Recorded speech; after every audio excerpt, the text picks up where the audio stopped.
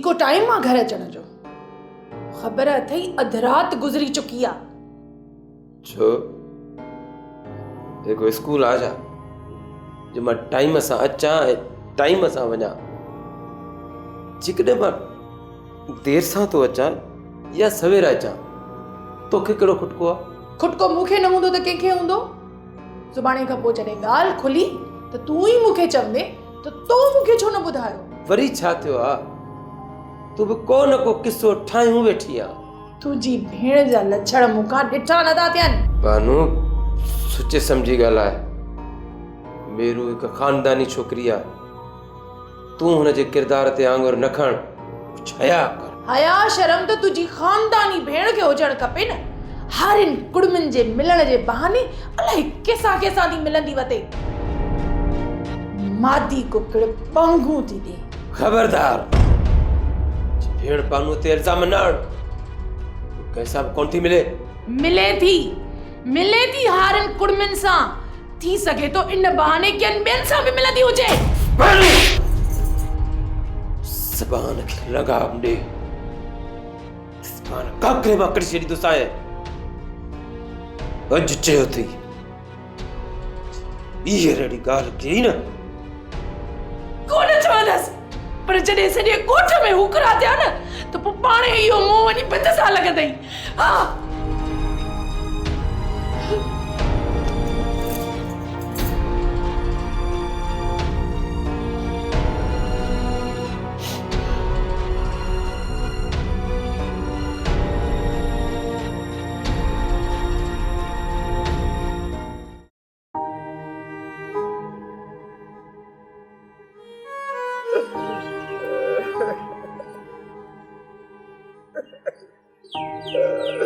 नरो बाबा नरो।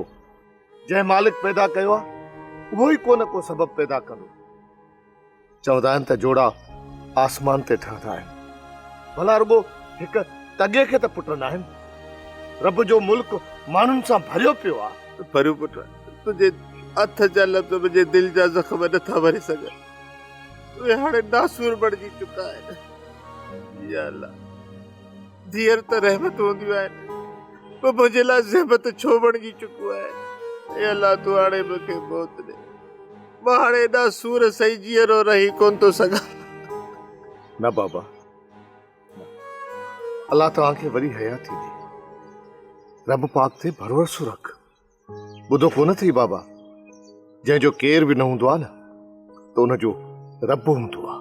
हा पुट सियाणनि सच चयो आहे त खई खपे कोन ॻोल्ही लभे कोन।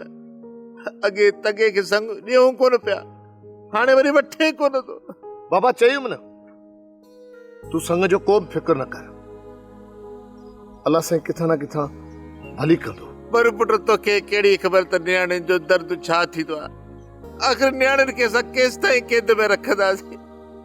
इहो दर्द त हिकिड़ो पीउ महसूसु करे सघे थो। बाबा मां पीउ न आहियां पर पोइ बि तुंहिंजो सूर समझी सघां थो। रोवण सां सूर लही त कोन वेंदो। सब्र कर। चवंदा आहिनि त सब्र जो फल ॾाढो मिठो हूंदो।